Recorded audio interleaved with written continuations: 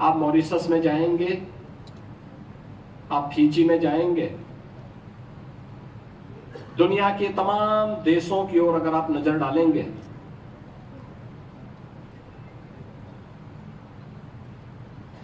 तो रजिस्टर्ड श्रमिक के रूप में अगर कोई गया था तो इसी पूर्वी उत्तर प्रदेश से यहां के लोग गए थे। ऐसा नहीं कि उनमें प्रतिभा का वार रहा हो, उन्हें जब भी अवसर मिला उन्होंने अपनी प्रतिभा का,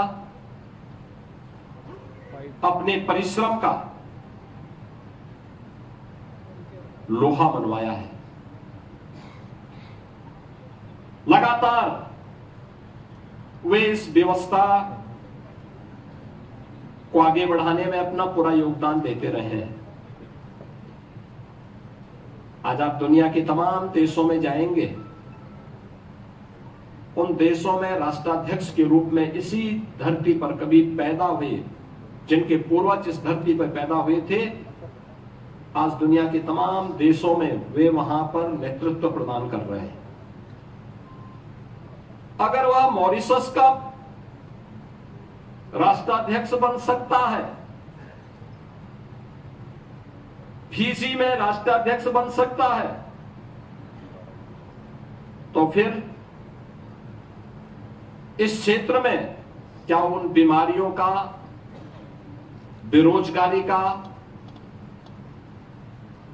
बाढ़ की समस्या का समाधान नहीं कर सकता था? कर सकता था, लेकिन उसे प्लेटफॉर्म नहीं प्राप्त हुआ, कभी प्रोत्साहन नहीं हुआ। 1947 से पहले हम समझ सकते थे कि देश गुलाम था, स्वाभाविक रूप से उपेक्षा का दंश यहां के लोगों को झेलने के लिए मजबूर होना ही था। लेकिन 1947 के बाद किसने रोका था? किसने यहां के शिक्षा के लिए, स्वास्थ्य के लिए, बेरोजगारी के लिए, इंफ्रास्ट्रक्चर के लिए कार्य करने से किसने रोका? अगर आप तह में जाएंगे तो आपको वह तस्वीर स्पष्ट दिखाई देगी जो वर्तमान में हम सब जिसका बहुत नजदीक से अवलोकन कर सकते हैं।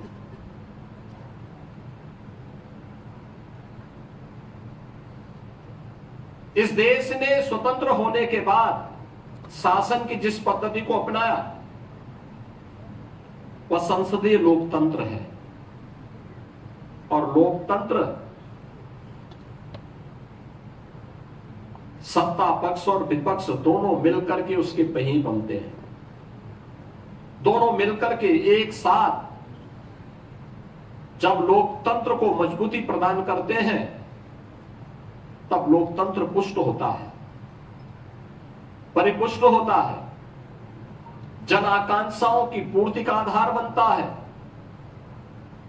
यानी अंतिम पायदान पर बैठे हुए व्यक्ति की आवाज क्या है, इस शासन के कानों तक पहुंचनी चाहिए।